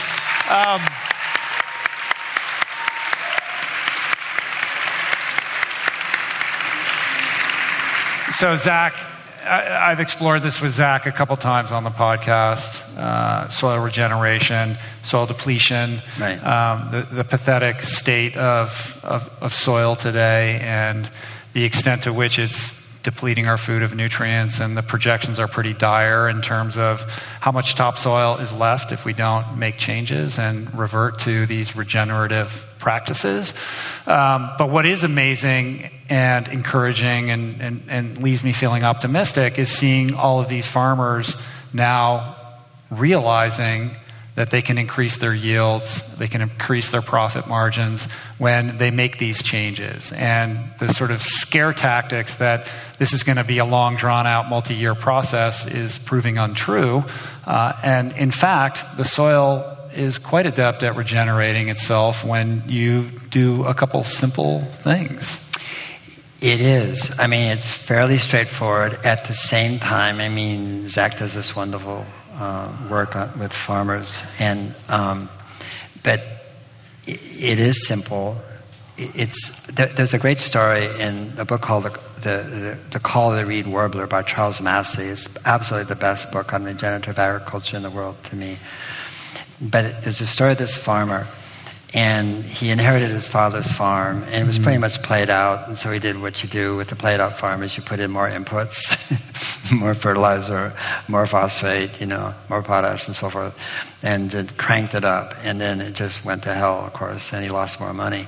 And he was about ready to sell it, move back to the city, and he wanted to take a picture, the last picture, and he stepped across his fence to take a picture. And it was standing on the soil, the verge, and it was soft and spongy, and there was grasses growing and butterflies, and he looked at his farm, and he looked at where he was standing, and going, oh my God, like, I haven't done anything to this, not even my land, and it's beautiful.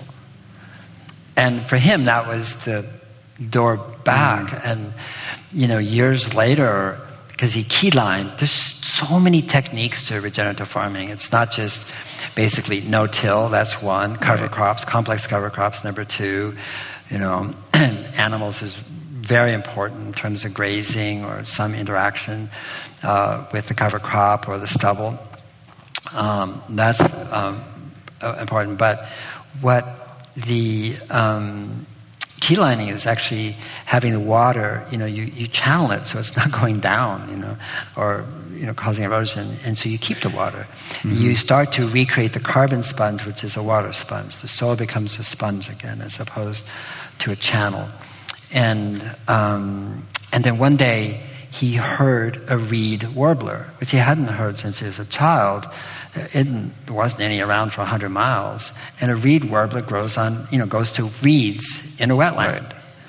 And he realized that he turned his desert back into a wetland in key areas. And that's why it's such a beautiful story and title of the book, because it really is about regeneration. And what happens, you don't just regenerate soil, you regenerate biodiversity and pollinators and birds. There's a wonderful story by Isabella Tree called Wilding, a wonderful book about she and her husband, Charlie Burrell, inherited their family estate, 3,500 acres. And he did the same thing at this farmer in Australia there, which is basically, it was losing money, and so they amped it up. Better equipment, better pesticides, better controls, bigger fields. And they just almost went bankrupt. Got worse. And they decided to do something that actually was very controversial. They tore down all the fences, put a big ring fence around it, and brought back the ancient animals that had been on that land, the longhorn cattle, the Tamworth pigs, and a type of horse, and whose name is the Exmoor horse. Okay, so these were the animals that were on that land, 1,000, 1,500, 2,000, 4,000 years ago, and they didn't do anything. Nothing. And they watched it, and it was stunning what happened to that land. and the birds that came back, and the trees, and the plants, and the water, and the peaks started to turn to be hippos and diving in the water and getting freshwater mussels. And the nightingales came back, the turtle doves came back, the purple empress butterfly. In other words, they became a red list hotspot. In other words, for species that were red listed as going extinct, basically all concentrated on this farm. And so there's the prospect of basically of wilding, really wilding our earth again is there. It's not just about row crops and regenerative agriculture. It's about an agriculture that actually brings back life on earth in ways that are so fantastic. And again, I just want to say it is simple in some ways, but actually it is infinitely complex in terms of its prospects and possibilities. And what is... Yeah, thank you for that. And I should point out that in addition to the work that Paul is doing in this area, Zach has his Farmer's Footprint nonprofit and documentary series that goes into this subject matter in depth. And I believe Rylan from Kiss the Ground is here as well. Yeah. Is Rylan here? They're also doing amazing work in this field. Sarah, I encourage you to check out both of them to learn more. So how can we, is it communication? Like how, is it better storytelling? How do we catalyze more of the farming community to make this? We don't. We let farmers talk to farmers. Yeah. Not, right. Farmers don't believe us for shit. Okay. Right. They don't, really. They believe each other. And it's interesting when you talk to the regenerative farmers in this country. I mean, they're almost every one of them is a red state or politically bent that way. And some interesting things come out. First of all, the hardest thing for them in terms of making the transition wasn't the technique, it was their neighbors. Because they're so used to having these glyphosate fields that just are pinned neat, no weeds, and you can see the bare soil, and there's the corn coming up or whatever, and there's pride. They have a sense of pride about that. Like this, looks so beautiful, like Versailles or something, for farms. And all perfectly groomed and perfectly green and all that sort of stuff. And when you go to regenerative agriculture, you never till, and so there's always cover. And so there's cover crops that are, 20, 25 different seeds in the seed drill. I mean, it just looks like chaos. Looks like a mess. And then it's grazed down, and then it's crimped, and then you drill into the crimped straw and plant, and then out come whatever it is you're planting. And they said the hardest thing for them was going to the coffee shop in the morning. And their neighbors going, "Hey, Joe, what's... having trouble out there?" It's like, and but I feel like, those smaller rural communities, they really do, they are communities. But the bad thing about communities is that they can also be conformities, which is you don't really want to stick out. Yeah. You become a social pariah. You do. Right? You do. And I've heard that again and again. But what happened now is you have these farmers who, I don't know of a farmer, maybe Zach does, but who is in regenerative agriculture that didn't hit the wall. I mean, in other words, they were going to lose the farm. And when you talk to them, they experience this enormous amount of shame. It's not just stress, financial stress for sure, of course, but shame. It was like 5th generation, 4th generation, and everybody had done pretty well and handed over to this person, and they were going to fail, lose the farm, lose the land, be foreclosed upon, sell off the equipment. And it's just like, and their sense of the shame that they were interiorizing was extraordinary. And when you listen to their stories about, turning it around, I mean, it is an American tale, because these farmers are really, really good people, and they got sold a bill of goods that worked initially after the war and for a long time. You stick NPK, into the soil, and you get more. There's no question about it. You don't get more better. It's like not nutritionally so good, but you get more of it. When I started Erewhon in 1966 in Boston, The first farmer we went to was Ted Whitmer in Bloomfield, Montana, for wheat. And I remember being in his truck, and it's flat and cold there. I don't know how anybody would want to live there. I'm from California, but, with all due respect, eastern Montana. And he stopped and saw an elk horn, and he threw it in the truck, and stopped, threw it in the truck. And there was other horns in the back, in the pickup, the bed. And we talked about that. He would go, and bones and horns and whatever he could find from the slaughterhouses and so forth, and grind it up and put it on his soil. Grind it up and put it on his soil. It was dryland wheat, no fertilizer, nothing. He didn't convert to organics. He never went off it. And his wheat weighed 63 pounds a bushel. Well, wheat is 60 pounds. That's their equivalent. A bushel of wheat is 60 pounds. 60 pounds is a bushel. His was 63 pounds. The wheat we are growing today is 54, 55, 56 pounds volumetrically. It's fluff. It doesn't have minerals. And Ted's, of course, had more minerals than normally. And so there's this beautiful intelligence out there in our farm community that has been suppressed by the constancy of the propaganda and the BS coming from large corporations, and they have really convinced people that that's the best and right way, and they've tried to shame the rest of us who question industrial ag as saying, well, when I started Erewhon, I had these debates at MIT, at Harvard, we were in Boston, and they're always shaming me because, well, if everybody went organic, all the children would starve. Really. Yeah. And with a straight face, Yeah. And so basically we were inculcated, and it's just, so farmers are waking up one by one, and what really wakes them up is farmers like Gabe Brown now, who is the sort of the poster child, who wrote a book about it in North Dakota. And, he goes around, I think you can see it on YouTube. You can see Gabe talking to farmers, and he knows what to say. He said, I just got tired of writing my name on the front of the check. He said, I sign it now on the back of the check. It's it cuts right through, and they believe him, because he's buying more and more land. Land is degraded and then restoring it. Yeah, it's almost like an escape from indentured servitude. Exactly. This lie that has been told for generations that better living comes through chemistry, and that the yields that you seek can only be garnered through GMOs and Roundup and these pesticides and fertilizers.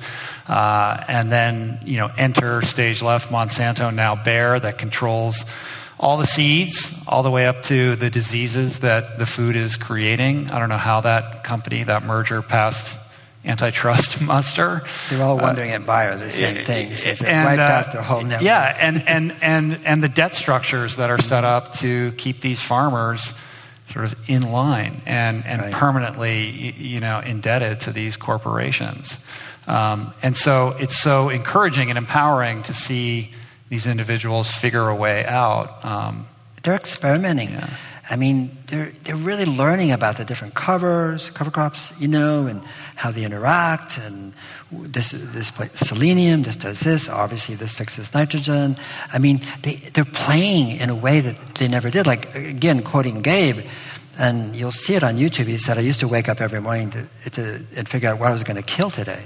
Uh-huh. And now I wake up every morning thinking, what am I going to make live today? That's a fundamental shift in thinking about, and those farmers, they're coming alive too, and because farmers have been hammered both financially but also reputationally because of the poison, the glyphosate, the dead zones, in the Gulf of Mexico from nitrogen fertilizer, and actually in Iowa and these communities, they're seeing in fifth generation where you have 5 generations alive. Okay, you're seeing cancers that are so rare. There's 13,500 diseases you have to learn to be a doctor, and this is the 13,501 first degree. They have to go to Boston or someplace to figure out what these little babies have. How in the hell can a 1-year-old or a 2-year-old get these kind of rare cancers? Well, I mean, it's hazy in Iowa, and the haze is glyphosate. Yeah. Wow. Let's talk about Erewhon. Oh, yeah. So you founded Erewhon in 66. Yeah. The Erewhon Trading Company back then. And talk to me about the impetus behind it. Yeah, well, then. My motivations were unusual. Basically, I wanted to read, and there was this little buyer's co-op down on Newbury Street in the basement, and nobody wanted to take care of it. And I thought, well, nobody's coming in there, so I'll take care of it. Did $25 on a good day, and I couldn't be happier. I loved to read, and still do. And one day somebody came into the store and said, "How do you know that your oil is cold pressed?" And I said, "Cold pressed." It was from Hain. There you have it. It was from Hain. And then pretty soon thereafter, somebody else came in and said, "How do you know your oats are organic?" And I said, "Because they come from Mennonites. Give me a break, They're Mennonites. They don't even drive They're not cars, going to lie to you. I mean, of course. And when they left, I mean, as a journalist, I felt like, you're just a bullshitter, Hawken. You don't know either one of those. It's crap. So I wrote to Hain, "Dear Mr. Who, whatever, and tell me about your cold pressed oils." And I got a letter back, beautiful stationery, everything, and said, "Well, there isn't really any more cold pressed oils. They're all solvent extracted. What cold pressed refers to is that the oils are cold processed, which means that once they're solvent extracted, we reduce the temperature to 34 degrees and filter out the stearates that make the oil cloudy, because nobody likes cloudy oil." And I'm going, I was so pissed off. I was so mad. And then 2 days later, the oats come, the Mennonites in Pennsylvania. I go, okay.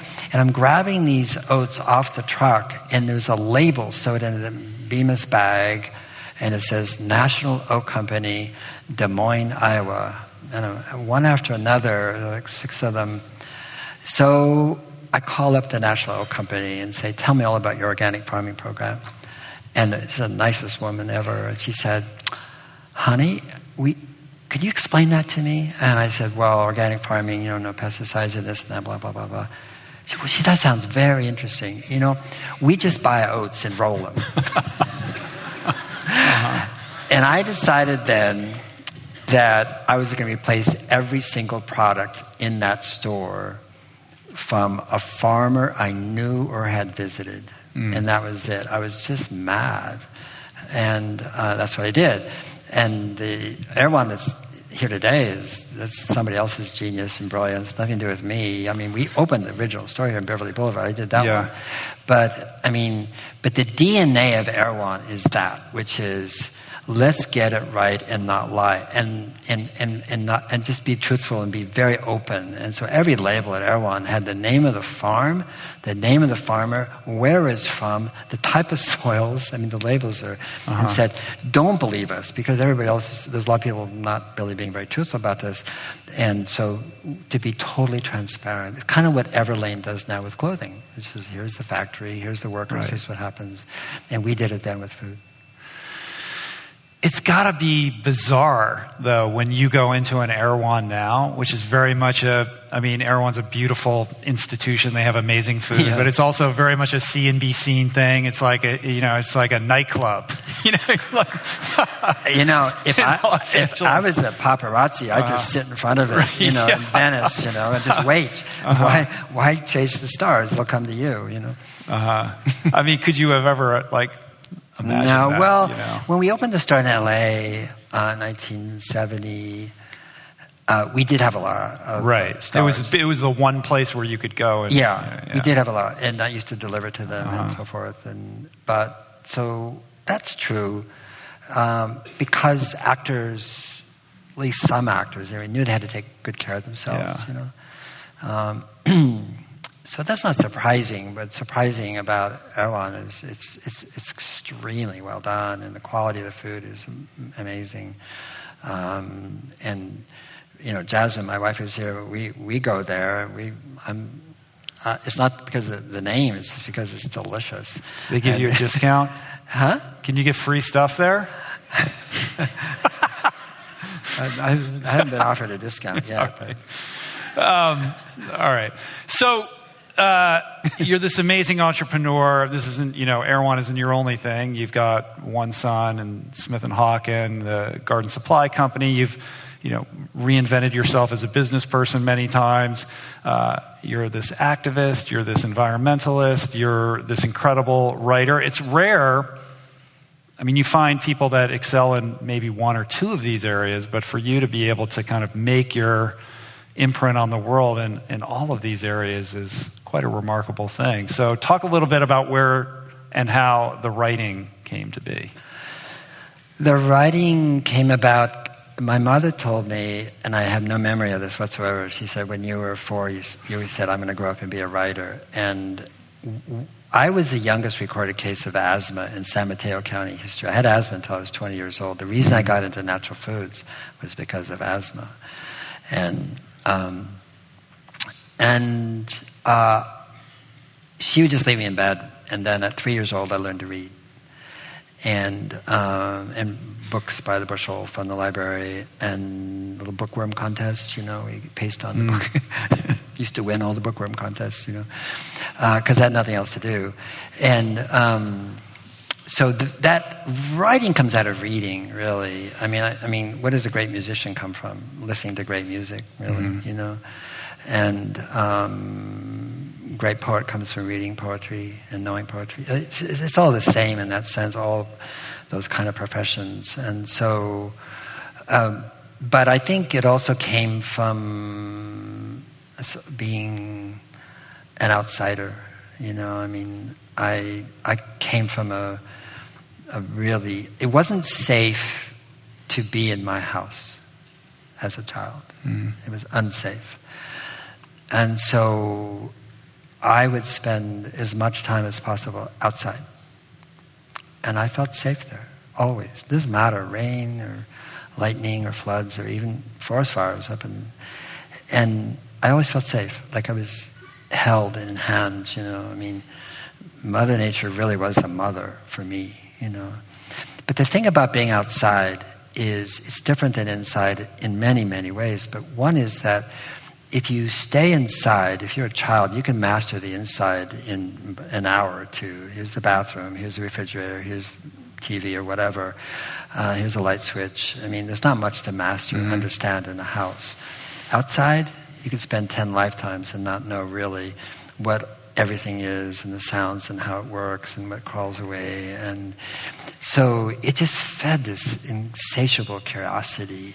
Yeah, curiosity is the word that comes to mind. I mean, if you can be outside if you're not a curious person, all of that will elude you, right? So you have this predisposition to curiosity that's almost and so the idea that I mastered something is actually, I would put it indifferently, which is I got very curious about something. And then I took it on to do it, even though I didn't know how to do it. Or even writing, I actually learned by writing.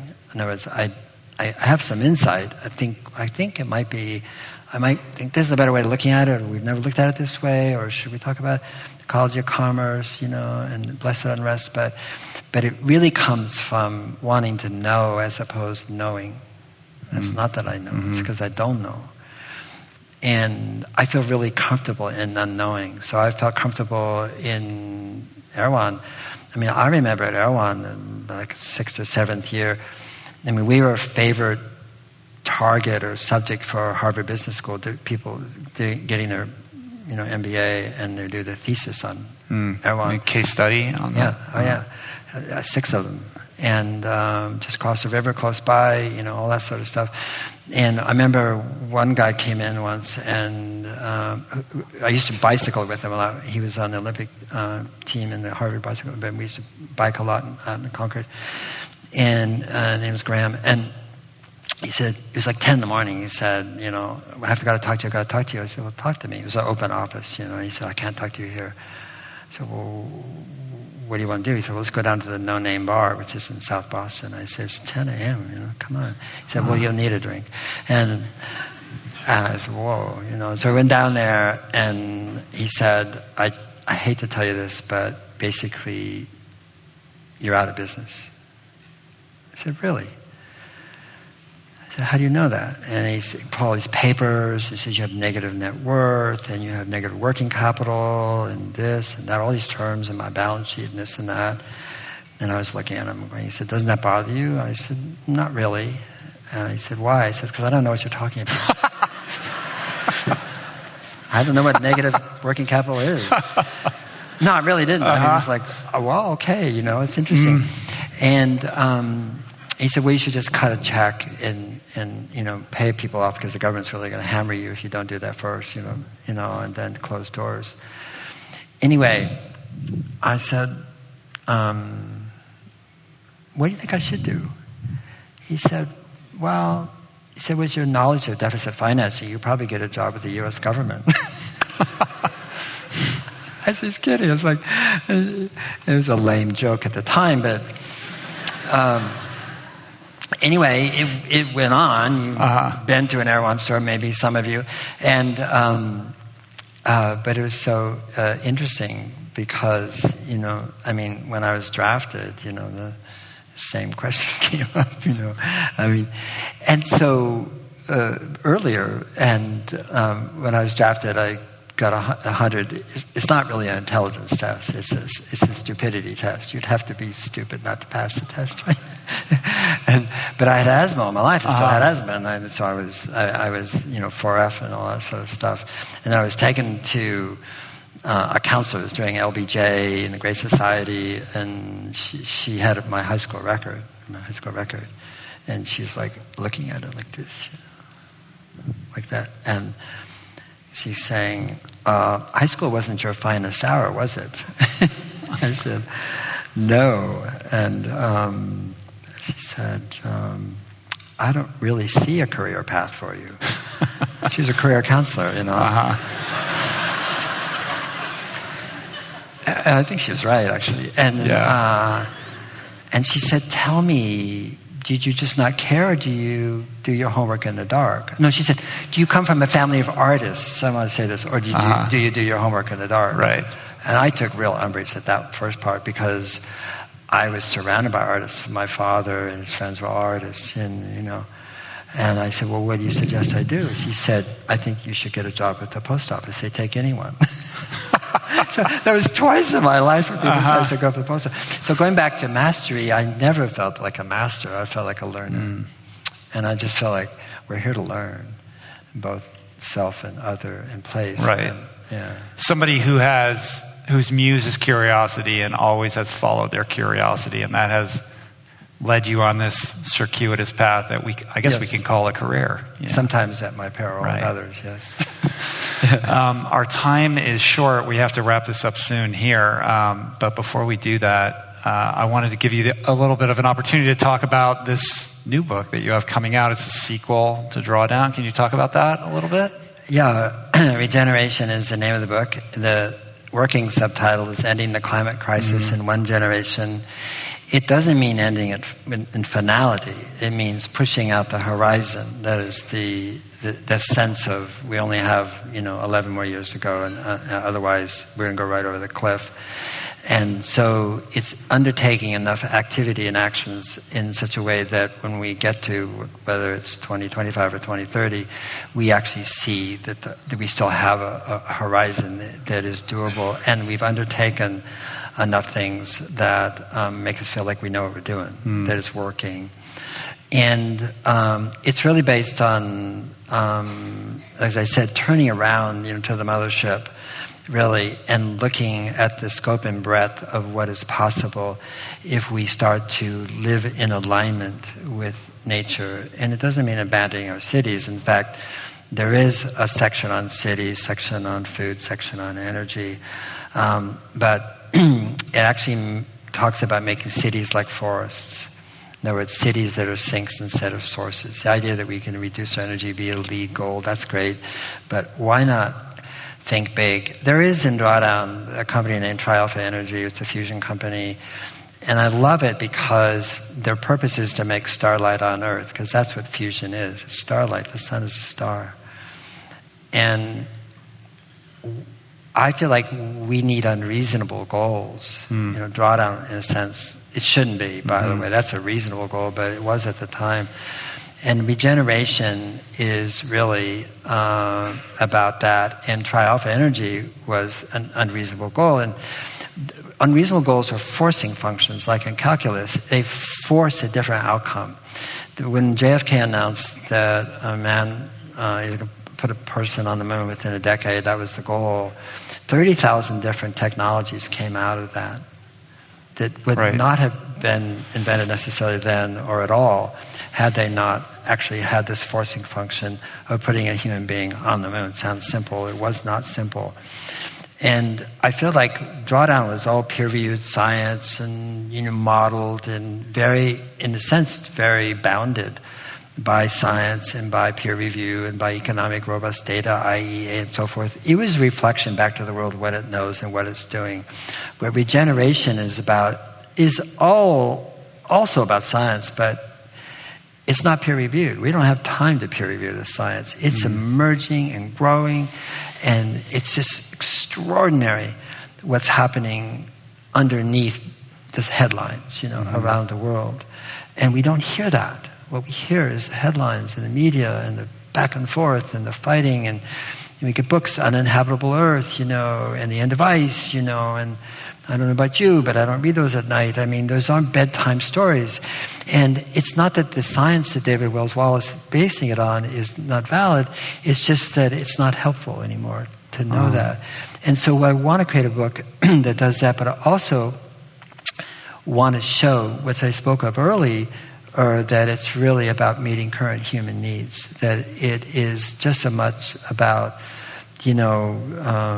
mountains, and it's about migrants, both. It's about forests, but it's about favelas as well, that actually this othering of the world, seeing everything as separate is the cause of global warming. It's the cause of our disconnection. It is the disconnection. And so regeneration is very much about that. My wife, bless her, said, Paul, if you don't have a what to do in this book, I'm leaving you. So, yeah. And because you have said, people say, well, what can I do? Tell me what to do. And you're like, I can't tell you what to do. What kind of person do you want to be? This is the journey that you have to go on for yourself, right? I used to say that. Leaves you at square one. Now I got to shut that up and go and say, this is what you can do. And on every level of agency, whether an individual, a city manager, or buildings and grounds, or you run a company, and it's very clear. And it has the 7th section. It's called social, which is about the path, communication, mobilization, complex adaptive systems. It talks about how we naturally organize ourselves, and it proposes the Inter-Organizational Panel on Climate Solutions, the IPCS, not the CC.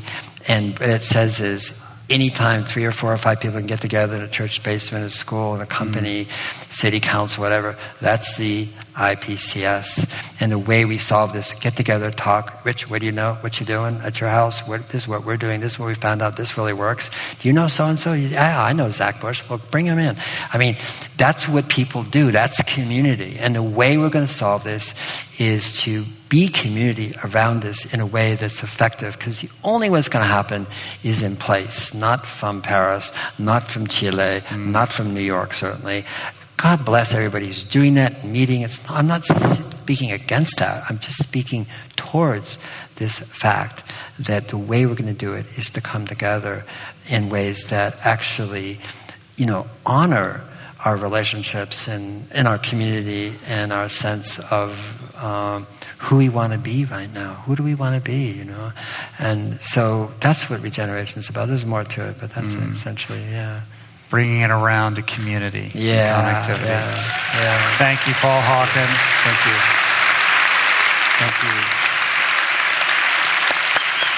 Thanks. You are a beautiful human. I salute you.